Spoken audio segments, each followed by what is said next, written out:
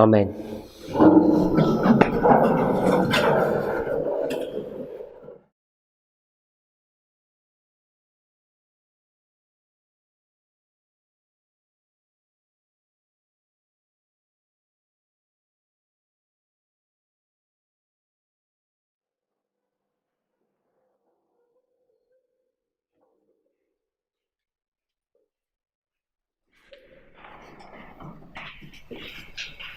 So we've been looking at GC 611 and we've seen how we can create a structure going all the way back from 2001, 2012, 14, 16, 18 up to the close of probation. The way we did that was by understanding what the midnight cry was, that there was an alarm and then there was a true midnight cry. We've established that, and we can then use that history of the midnight cry, the alarm, and the true midnight cry.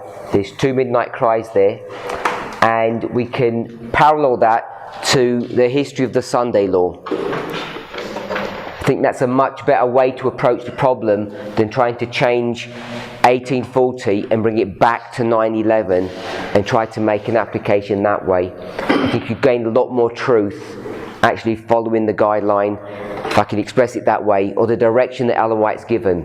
When we did that, we saw that there was a major event, April the 19th, 1844, and what we're beginning to see, we already knew this in fact, that there's an additional waymark between the Sunday law and the loud cry. So when we come back to our own history and we mark 1840 with 2014 and the summer of the loud cry with 2018, we know we've already marked 2016 in that history. 2016 was marked in that history by going back to the story of Pyrrhus, and then you start factoring in the First and Second World Wars, and you begin to see that 2016 becomes a new waymark. And we can see that waymark in Millerite history. It's August the 1st, which is Concord. But when you come back to this line, it's not Concord. We have to take a particular history and identify it in two different ways. Hopefully we're able to do that we can see 2014 is being typified by 1840, but the way we have approached it is by looking at it as being July. When we do that, we went for April the 19th for a number of reasons. The primary reason is that April the 19th becomes a clarification of the midnight cry message.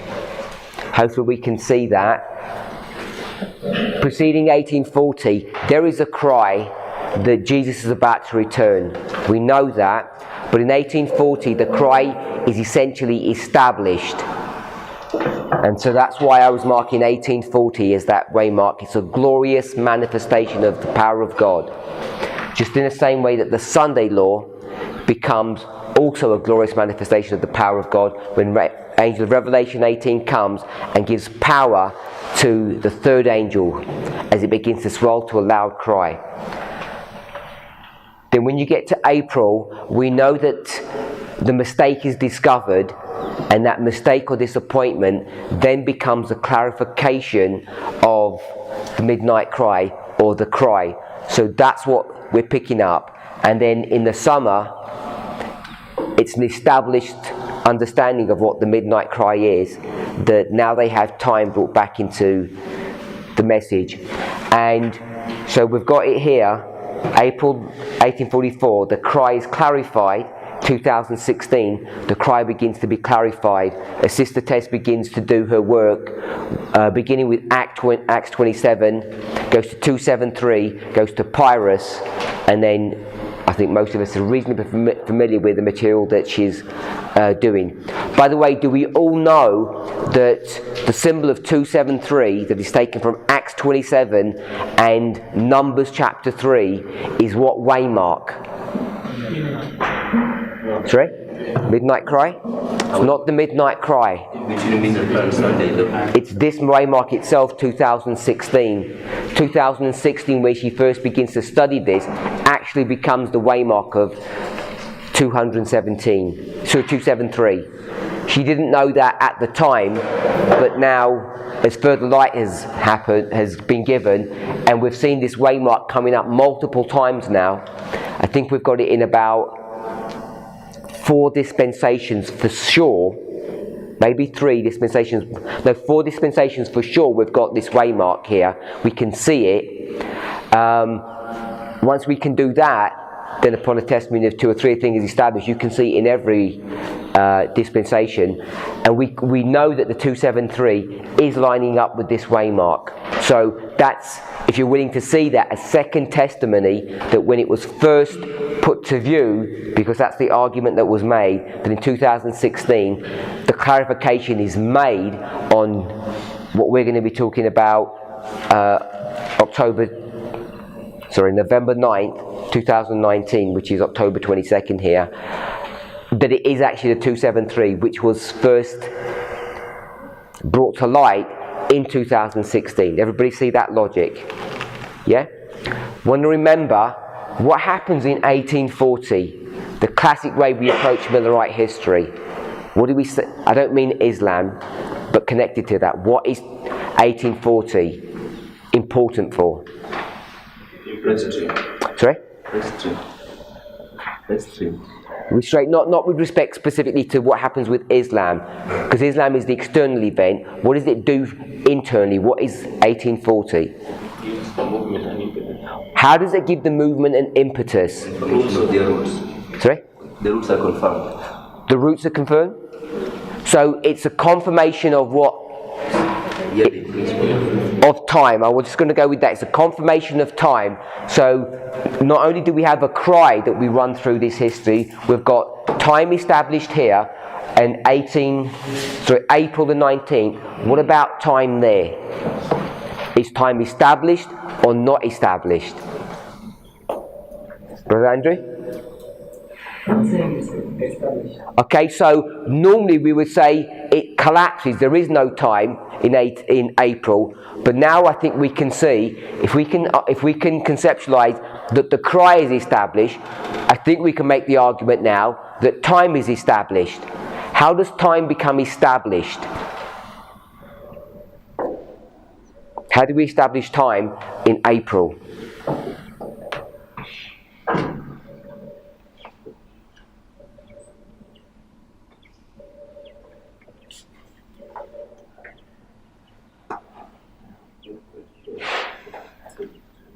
How do we establish time? I can say, I cannot give a real answer, but it's the work of Samuel Snow there. Okay, the work of Samuel Snow. Yeah. I could also give the same reason, and also that the time is established in the sense that when they were having misunderstanding, they went to the Bible and they clarified that mistake, and they understood the time was to extend. So even on that basic level, when the cry collapses, when time collapses, then it's confirmed that the cry still must happen. So we see a clarification on the cry in April, even though it's developed or created through a mistake. We see the same thing with time. We can also see that Samuel Snow is really coming into his own in April, as the movement is, as the people in the movement are going down, but the movement is coming up. Because I think we now have to see that Samuel Snow is a similar representation of the movement. It's not all of the whole body of people. Can we do that? Can we see a single individual representing a movement? I would argue yes, because in the history of Christ, you can argue that when all the disciples flee, that they become a symbol of all the foolish virgins, and when Christ remains firm, that he becomes a symbol of the movement. He's a wise virgin, all the others are foolish virgins. Someone's going to say something? Someone said something? Snow's time did not collapse as well. Okay, yes. Snow's time does not collapse. He already knows the time beforehand. His message doesn't collapse. And in the summer of 44, we obviously know that time is now an established principle in the movement. So we can run the cry, we know the cry is the cry of time essentially, but we can also run the thread of time. So I think April the 19th is this midpoint that we can mark here, if we're okay with that. And again, that's identifying characteristics here between the Sunday law and the loud cry in 2016. What else did we have? April the 19th. If we bring this back to the binding off or close of probation, Daniel 12:1, there's a death decree after that, and the death decree produces severe disappointment in the people. April the 19th, we have a disappointment. 2016, we've got a separation. We see a separation in our movement. It's one that people struggle over, and the separation is over the binding off message, and the binding off message is 2019, even though it's not identified in 2019. It's identified as Raphia, and at the very time that's been identified, there's this separation. There's great light, which is the light of Raphia, so we have that connection. The arrival of the second angel. The second angel does two things for the movement. It identifies that those who have failed become Babylon, and also what does it do? Sorry? Comfort. It comforts the people. We saw that it brought great light. Remember that? In the Advent Movement Illustrated, there was this great light, and then it turns into a glorious light later in the year. So we've got light here. 2016, we've got election, and we've got the Protestants. What did we say about that? Oh no, so what we're saying here is April the 19th, the Protestant horn began to fall, and 2016, the Republican horn began to fall. I know we can mark that back at 9/11, but you can also mark it in earnest now with the presidential election of Donald Trump, because part of the people that are really going to push behind him, don't care about his morality, is conservative Christianity or apostate Protestantism. So you can see the beginning of the fall of Protestantism and the beginning of the fall of Republicanism. And we've made the clarification, the issue about the clarification of the cry, clarification of time. So I think we've got a lot of evidence now to identify that there's this midpoint here, and it would be April. Any questions on that or additional thoughts? Sister Ruth? Okay.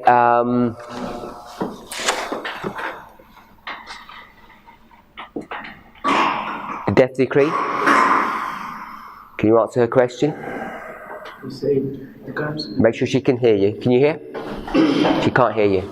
We say it comes between the Sunday law and the Lord cry. You got to give a bit more explanation. I made it April 19th. So we had established that the history, the Sunday law history, can be lined up with the history between 1840 and 1844. And when you look at the structure, we have from the Sunday law to COP parallels 1840 to 1844. Now Sunday law is lining up with 1840, Loud Cry is lining up with the summer 1844, and the close of probation is lining up with 1844. Now the way mark between Sunday law and Loud Cry is equal to the way mark between 1840 and the summer of 1844. Now the way mark in between is April 19th, and then the Sunday law history, the way mark between the Sunday law and Loud Cry is the 33. Is that correct? It's not good. Okay, explain. How we come to a death decree, we go through the history from Daniel 12:1 to the second article.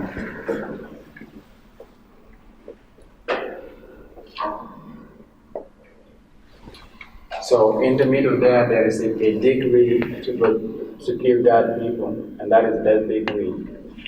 And there is a voice of God,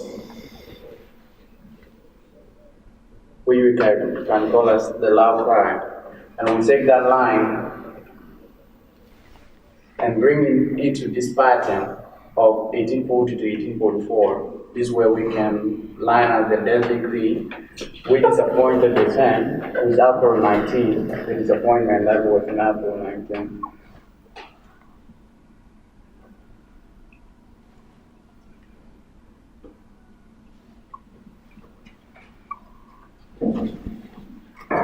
So we also do that on the Sunday law and Pharaoh to outline down, which is 2014 through 2019. I think this is how death degree comes into.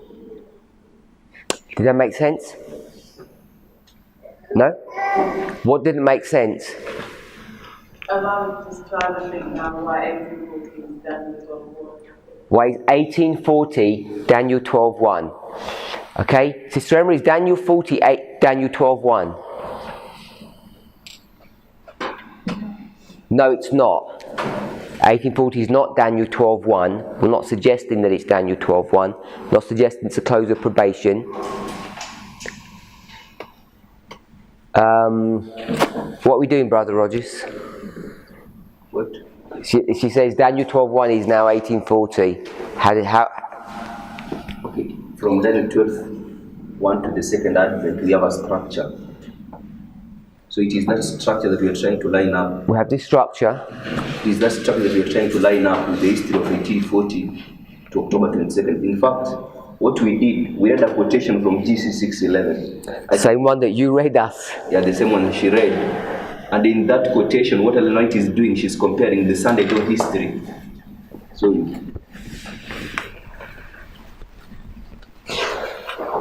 we have the Sunday law to the close of the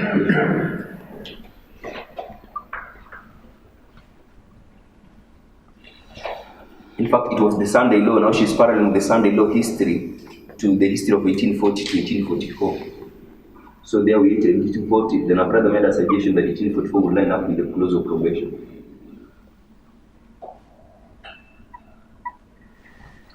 Then once we had this structure from GC 611, we went to, I think, a quotation by Damstich,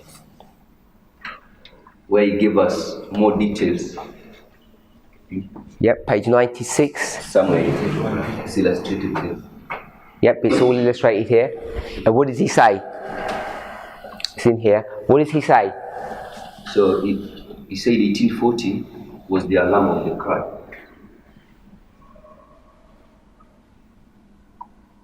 The summer is the true cry.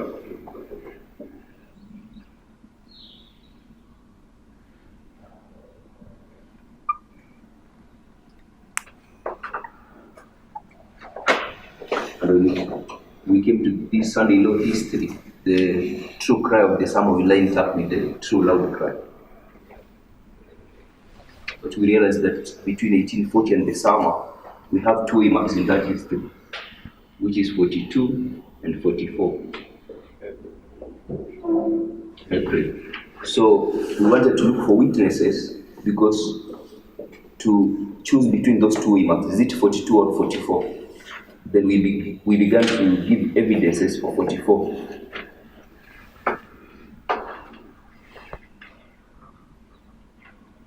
And we said the strongest witness to that was what Brother Robert told us.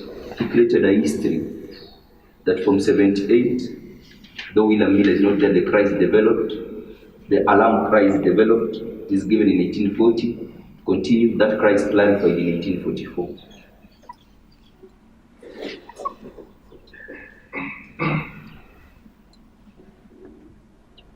So once he created that history, which is basically how we are supposed to teach based on the study on parables, then we began to give more witnesses to show that it is April and not 42. And those were the witnesses that were given. So one of the witnesses we began to give is that Sunday law close of probation is a binding oath. Therefore, we could line it up with the binding oath of close of probation second advent.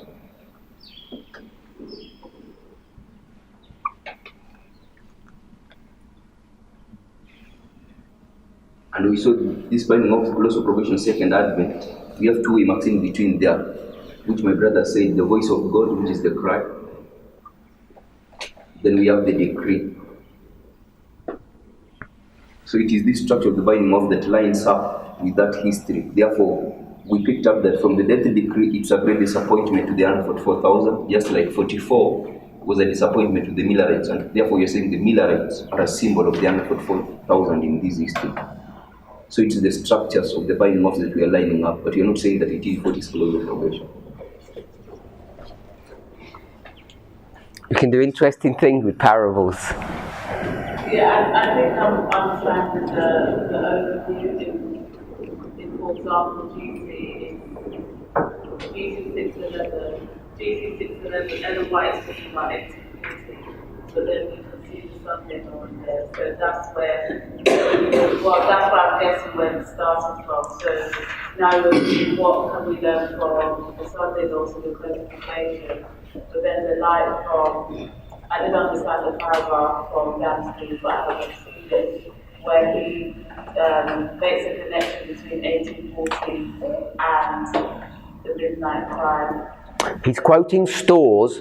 I think it's Stores. Is it 96.3? Yeah. And he says, Stores says, he quotes, in the summer of 44, they recognized that was the true midnight cry, and the other one was just the alarm.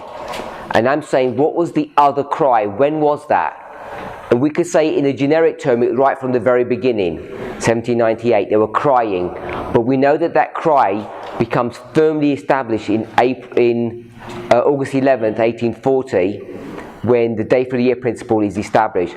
And so I'm marking 1840 as the cry, in agreement with the GC 611 statement that says 40 was a glorious manifestation of the power of God.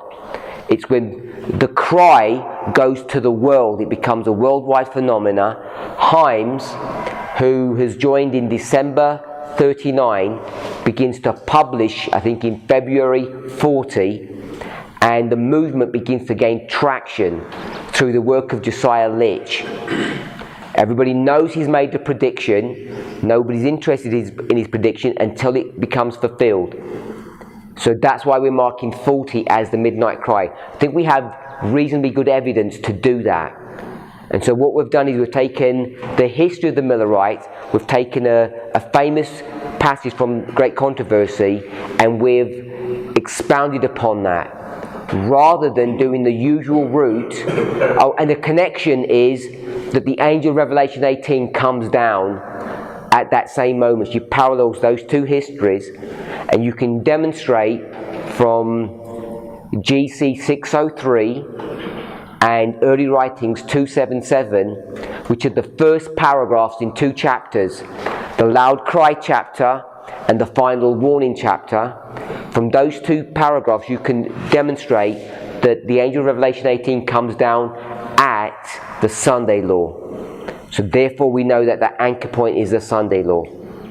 So based upon those 3/4 passages, we've created this structure. So the issue about the death decree is borrowing a different dispensation, which is the binding off or the harvest of the 144,000, that history, and bringing it into a separate history, or cutting the line and bringing it underneath and paralleling its previous histories. Therefore the death decree lines up with the disappointment of April. Did that make sense? Yeah? Okay, so I want to ask us a question, seeing as Sister Ruth asked us that, because a question's going to come up.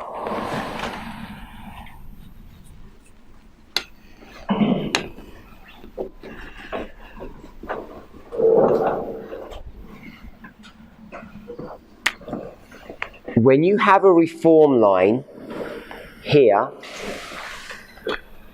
how many lines is that?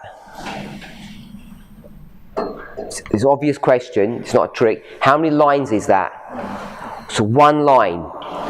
And it starts here and it ends here. So you walk this line, or it's a line of, what's the word I'm looking for? Progression. When you have a line of progression, what are you not allowed to do? You can't do typology.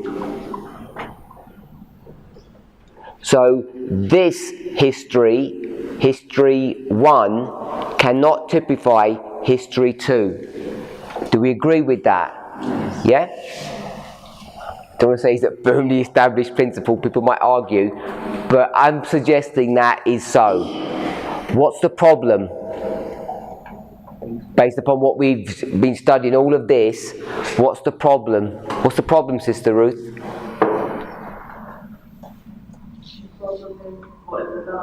What, all of this stuff that we just did. If you're going to say typology, you have to explain what the typology is, not just say it. Because, for example, 1840 wouldn't exactly be the Sunday law. 1840 is another history. I can do anything I want with another line. Don't mind doing that.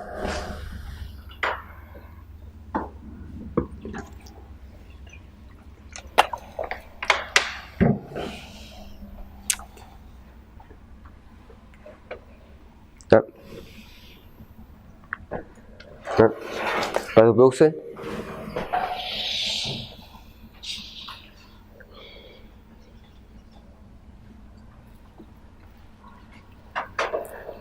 If you did this study with someone and they would say, wow, that is beautiful, some clever person is going to say, there's a problem, and we have to come up with an answer to that problem. Hopefully we got one. Or we're going to work one out in a minute. No? So, I think there is typology. Explain it. In this sense, we have the history between Sunday law and the course of probation. Okay, here we have Sunday law. Course of probation. And we're bringing it down to the history of the other history of 2014 and that.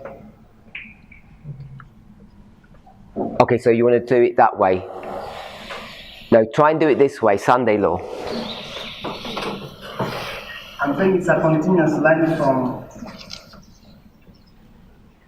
I'm going with Sister Ruth's question.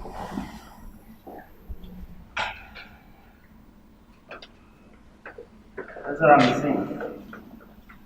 Okay, what do I want to put here? Someone else. Sorry? Okay, so I'm going to put the binding off. It's the history, the Sunday history of binding off. What waymark did we pick up here? And we said that is being typified by whatever that we're going to call that waymark. Yeah? So we're doing typology. How can we do that? What is this history here? This is the binding off history. No, not binding off. This is harvest. And what's this? Latter rain. We've got progression, and now we're doing typology. How can you do that? Can everybody see the problem? My brother was going to do it another way. We'll do that one in a second, but I just want to see us to see that one, because she said, how can you have a death decree? Was there a death decree in Millerite history, or is there a death decree here? So we can see we're doing typology. How do we do that? Someone has to explain. Sister Joy.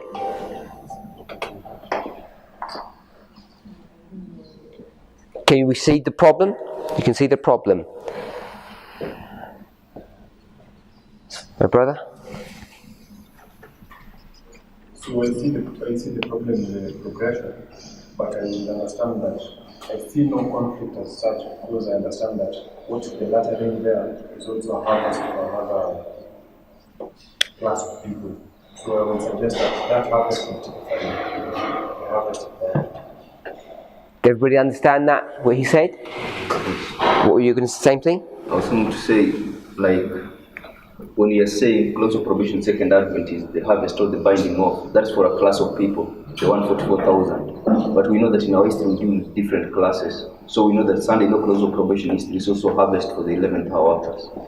So what we've done here, which is not visible, is we've got multiple lines, one on top of another.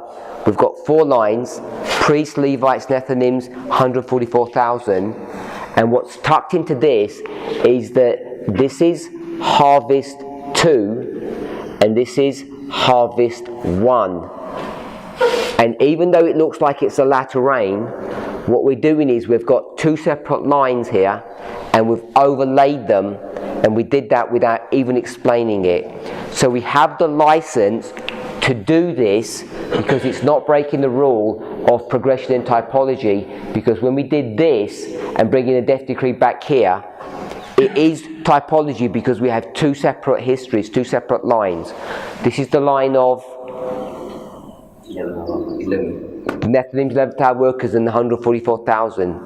Does that make sense? Yeah?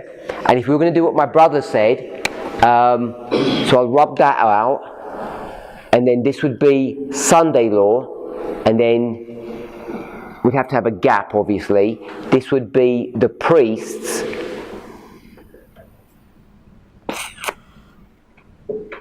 No, I don't know if I can call it the priest. I don't know what to call it from this history here.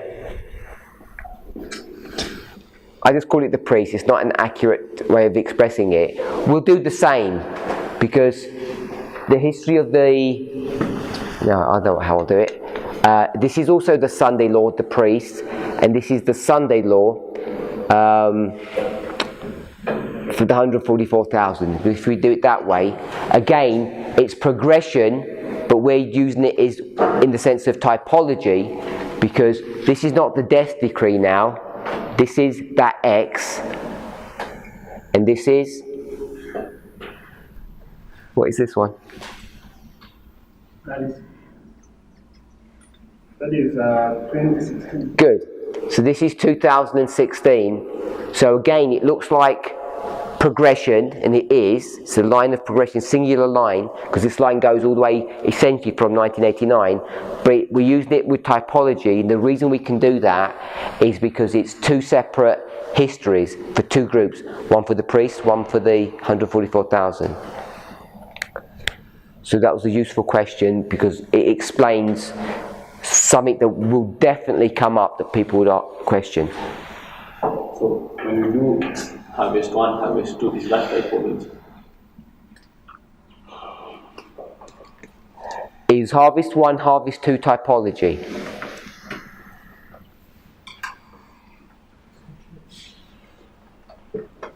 Brother William, is that? I think it is. Yes. Yeah. Yes. Why do you ask the question? What's the difference between progression typology and fractals?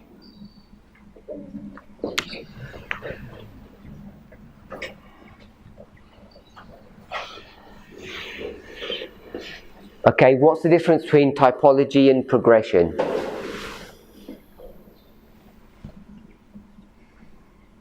Or you can do the whole thing. I understand typology and progression and fractals can do the same thing. They're all the same thing? Yeah. Okay.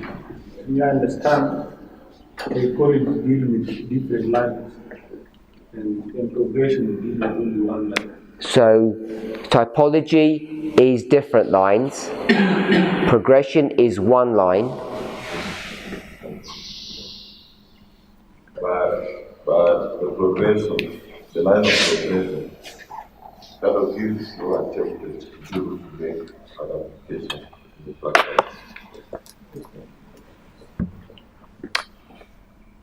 The line of progression can give you... The template gives you a structure and a template to be able to make an application when you're dealing with the fractals. To make an application with the fractals, that is the typology. Okay? You understand typology? It goes interdispensational. Connects two dispensations without necessarily making a distinction between them. An example is you find a line of living lines that don't make a distinction between Millerite history and our history.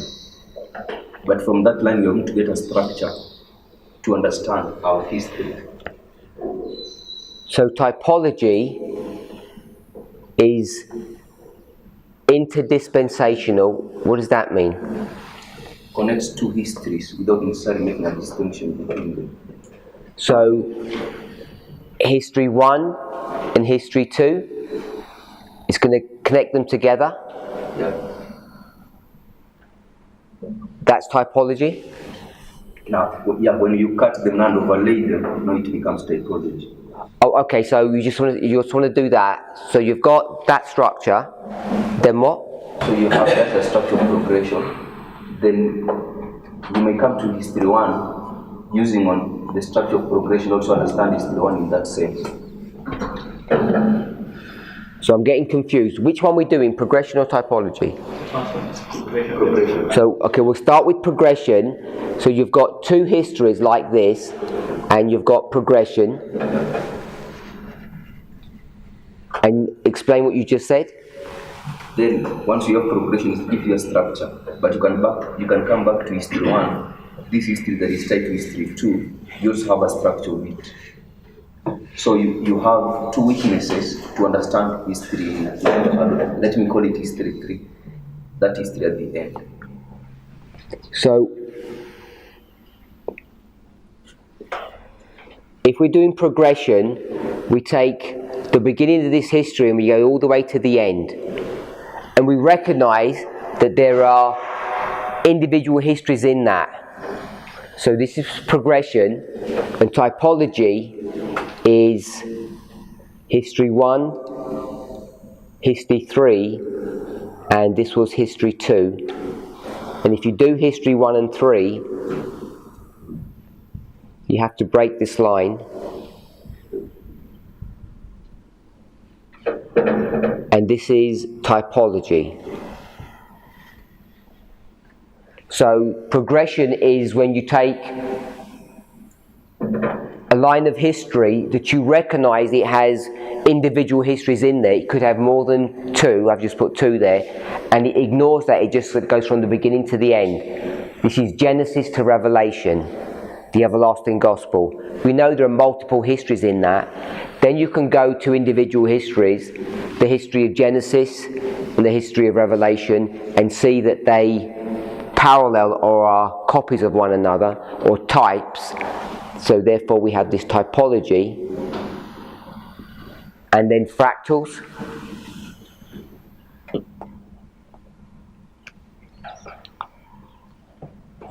What's a fractal?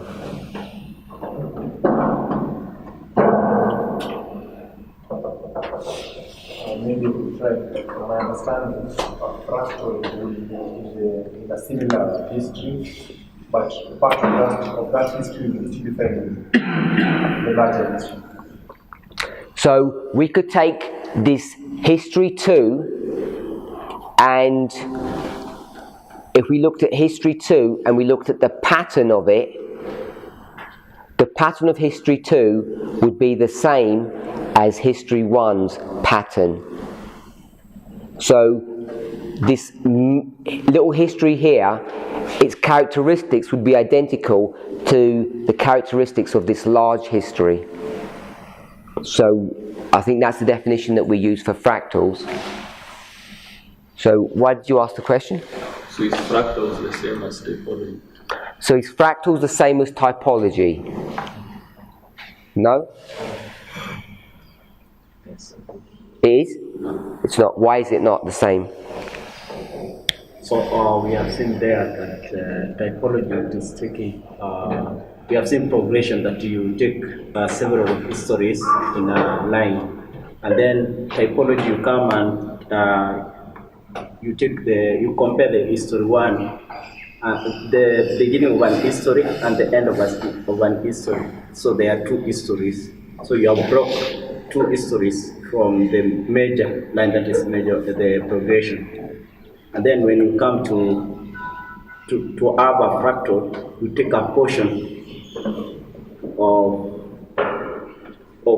an history and you break into several places, events in its history. That sounds like typology to me. Anyone else? Right. What question are you answering? Robert's question. Which is? Is typology the same as fractal? And your answer is? No. Why? In typology, we see like history 1 and history 2, or the characteristic of history 1 is compared to history 2, but in fractal we see a bigger history is being reduced, or to teach us with a smaller portion of some history. Okay. Yeah. So let me ask, hopefully you can see it down here because I don't want to rub some of this off. If I did this, 1989 to close of probation to second advent, that's a line of progression, okay? So I want to give a type of that. So if I did a type, I'd have to do this, wouldn't I? Get a line upon line underneath it. So I want to do this line and put it underneath it. 1989, Raphia and Panium. So is this typology?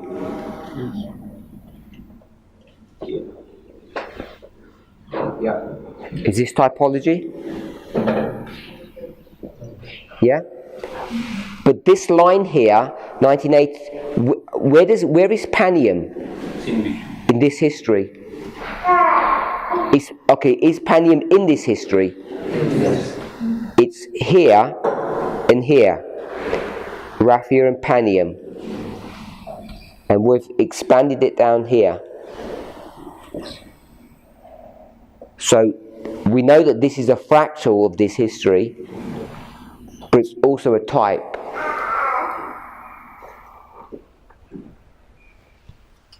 Is that okay? So I think typology and fractals are essentially the same thing. In fact, when we do this history here, which we said history 2, we agreed that it was equal to history 1. That was the definition of typology. And to make it equal, how do you make them equal? Don't you have to line up the waymarks? So this one here, which is the omega, where would that have to line up? Wouldn't it have to line up with that one? And this would be the alpha, and alpha would have to line up. So we'd have to expand this out, or shrink this one back down, so we get the scale the same, and then they become typology. So I think fractals and typology are the same thing, but we don't always have to do fractals. So when it's history, two separate and distinct histories, that I don't think is fractals. So fractals are a type or a form of typology, but they're not. They can be the same thing, but they don't necessarily have to be the same thing. Yeah, non-identical fractals. Sorry? About the non-identical fractals. Non-identical fractals. I don't know, I just struggle with the identical ones. I'm not sure about non-identical ones.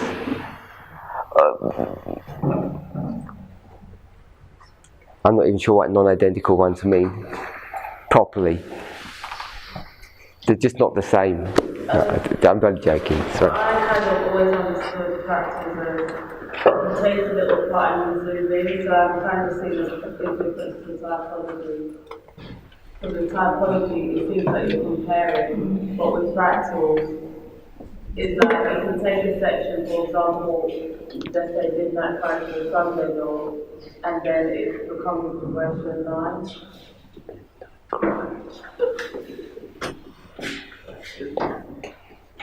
Midnight Cry to the Sunday Law. I just said something random, but I mean, you take a section, but then from there, You're not comparing it with history, you're just looking at it in isolation.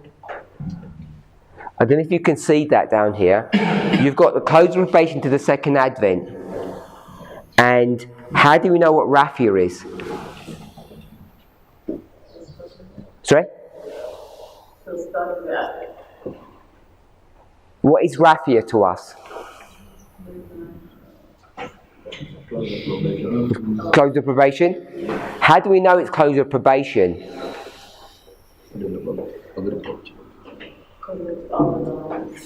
Sorry?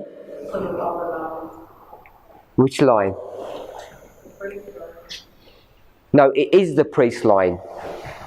This is the line of the priest, because that's the line we're creating. So how do we know in that line Raphia is the close of probation?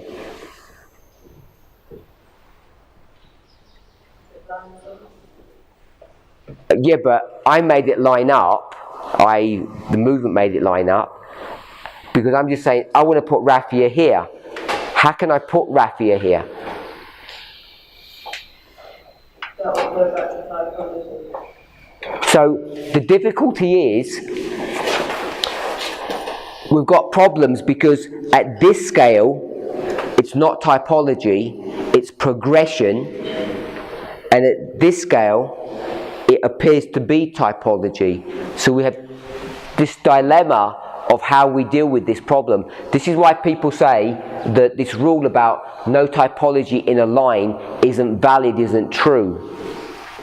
Because at this scale, this is not typology, this is progression. Raphia is just a progression that brings you to the close of probation. But for the priest, it's a different experience. I'm not yet convinced that typology is fractals. I don't think it's the same thing, because the way I understand fractals is, the way I understand typology is we have two wheels.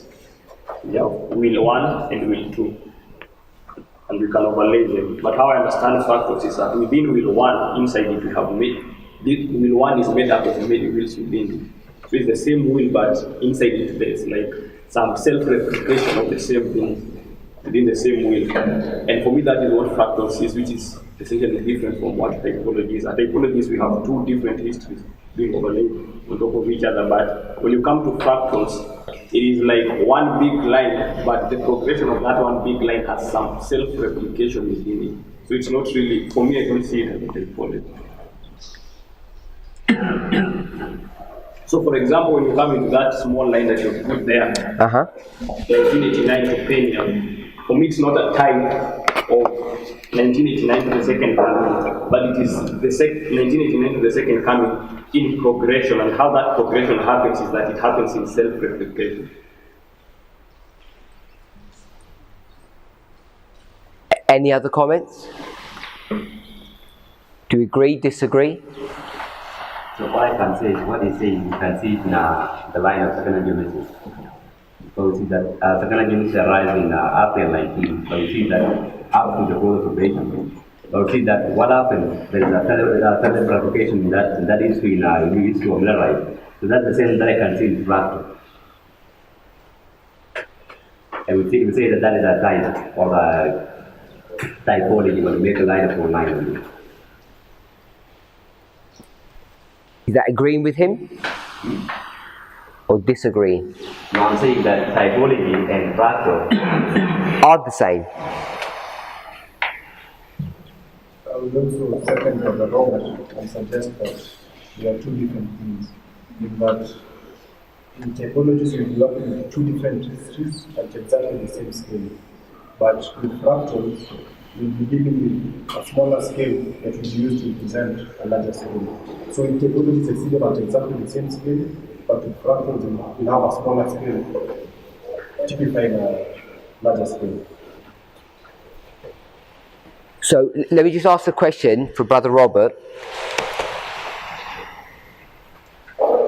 We agree this is a line of progression, and we can expand this history here underneath. We can get these things to line up, but this is still not typology. So if I find here a waymark, and then I say that waymark there must be one here. How do I know there must be one here? Because there was one here. So as I'm saying, for me, the way I understand fractals is we have that large scale, and that large scale is reflected at smaller scale. That large scale is made of many smaller scales that have the same characteristics of the big scale. So I've not done typology, but the big scale allows me to see that the self-replications of that big scale at the smaller scale has the same characteristics. Okay, so even though it looks like we're doing this and bringing it down here, the thought process is slightly different. So you run us through the thought process of how you understand typology. What? What is typology? So the way I understand typology, as we are saying, you have two different histories. But the whole reason why we got into this discussion of typology is because of what was being done with 9/11 being a type of midnight. So it's like what happened at 9/11 was imperfect, and it was pointing to a perfect history that will come and happen in the future. So the way I understand typology is like something that is pointing to, it is one thing happening, pointing to another thing that will happen. For example, Millerite history is pointing to what will happen in our history. So that's how I understand typology. Different things, one is pointing to the other, but the purpose is not the same. Define typology again, I missed it. Typology. So the way I understand typology is what Roger said. I can't remember what they said. We have two different histories. For example, Millerite history, the history of London was 4,000. When you overlay them, the history of the Millerites will be a type of the history of the 104,000. Okay, so typology, three people are saying, is when you talk about two separate and distinct histories and you don't consider the scale. There's no shrinking or expanding. It's just the history of the Millerites and our history, and we don't consider the subject of time or the time span between those histories. All we look at is the waymarks, and if the waymarks line up, they line up. But it's always two separate histories. So that's typology. Progression is when you just take a large history and you ignore the details. And you could have many histories in that, and you just go from the beginning to the end. And in that, you have waymarks, which hopefully get you from the beginning to the end. When you come to fractals, what you're doing is taking a singular history here, and you see within that history, there is two smaller histories. But what you're seeing is that this smaller history here has all the identical characteristics of this one. But this point here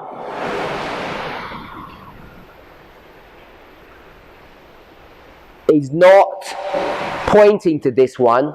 It has its own separate, unique, distinct characteristics. Even though they're both called omega, even though they're both called close of probation, this close of probation is not pointing you to this one, as in typology, it's a type. It's a real close of probation. It's something that's genuine and not fake. Brother Cephas. You had your hand up before. No? Yeah. The comment? I need to proceed your last point. Repeat my last point. Someone else repeat my last point. Someone else tell me how they understand it.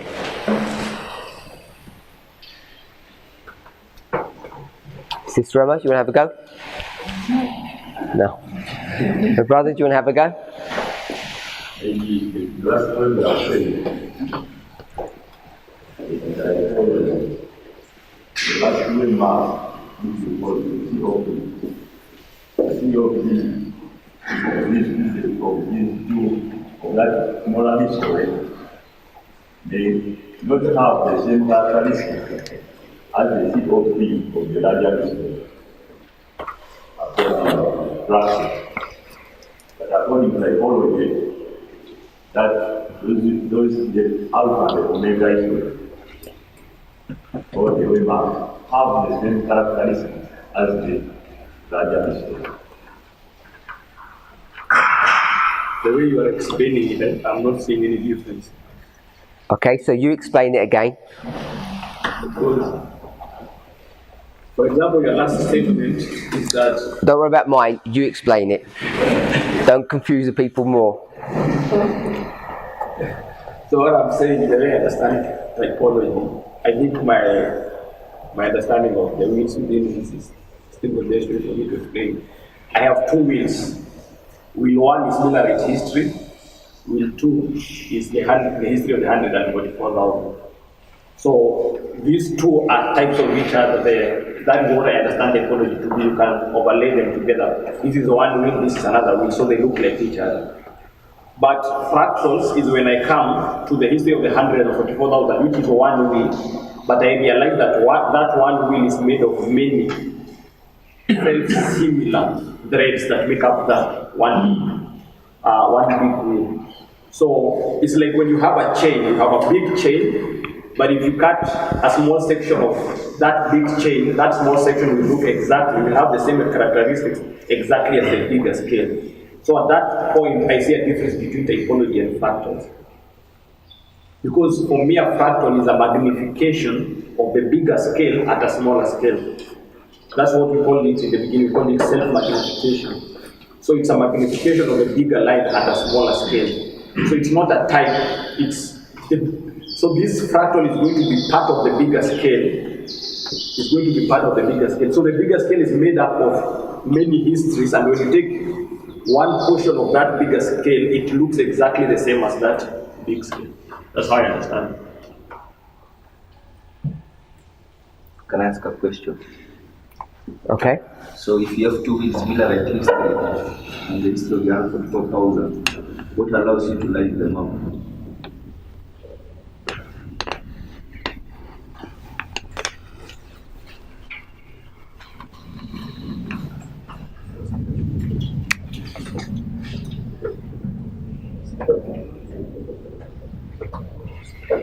How do we line these things up? What do we have to be able to do to line them up?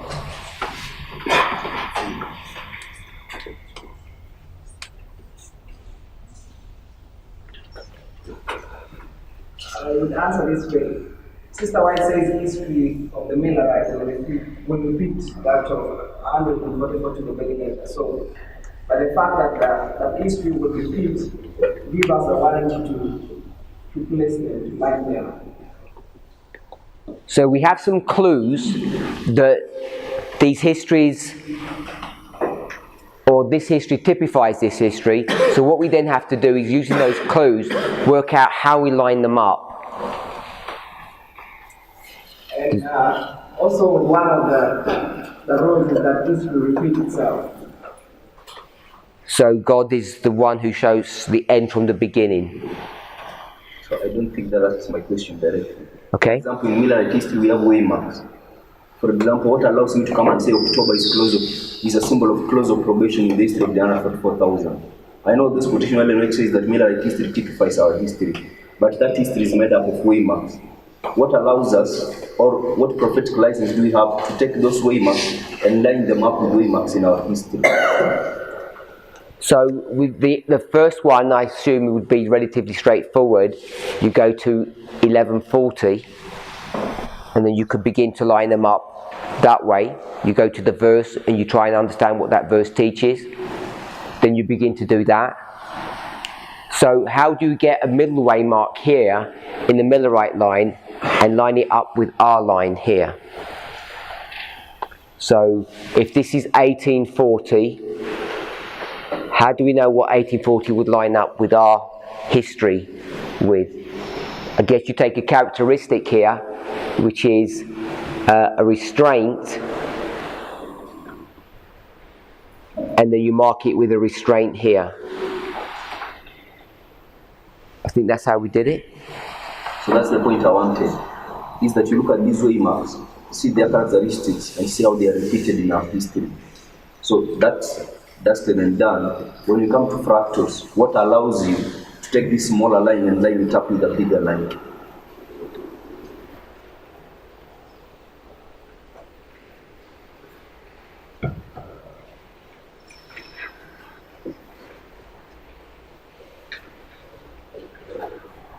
So what allows us to line these things up like this?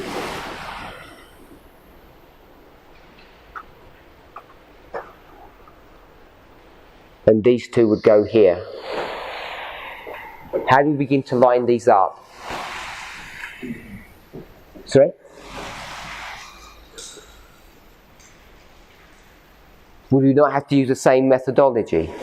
So that's my point, because you were saying that when we are doing fractals, each one has to have unique characteristics, but I'm saying no.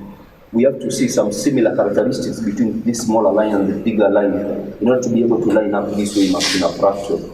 So as much as you're saying there is a difference, I don't see a big difference. There are similarities I'm seeing, there are differences I'm seeing. So,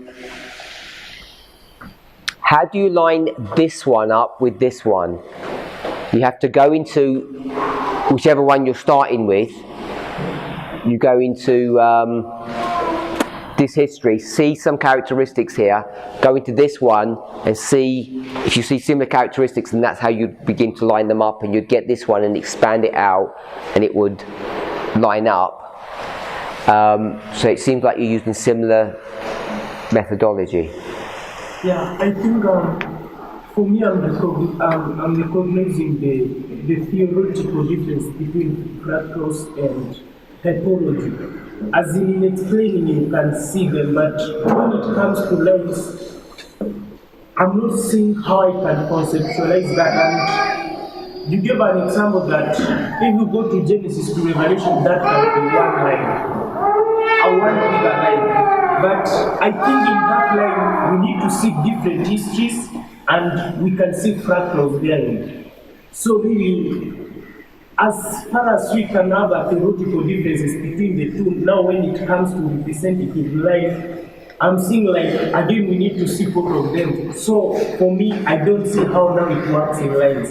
Because when we break down that history, let's say, if you have come with a bigger line, let's say it's the everlasting gospel of Genesis to Revelation, that one line you can break it to different histories, which you can call now one history can be a type of the other. But when you come to that histories, again you need to different classes which I can call different histories. Let's see now the history of the priest and the bigger history of the other than 44,000. So that fractal you use the same concept as that of typology.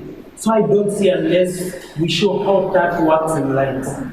Okay, so please hold your questions. We'll pray, close class, have a break, and then we'll come back. Please don't forget your questions. Let's pray.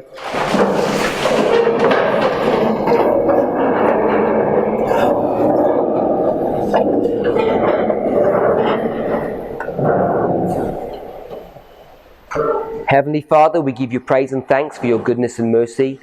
Please guide, direct us as we walk through this day. We seek for a blessing and wisdom and understanding on how to distinguish between these different concepts. We pray in Jesus' name. Amen.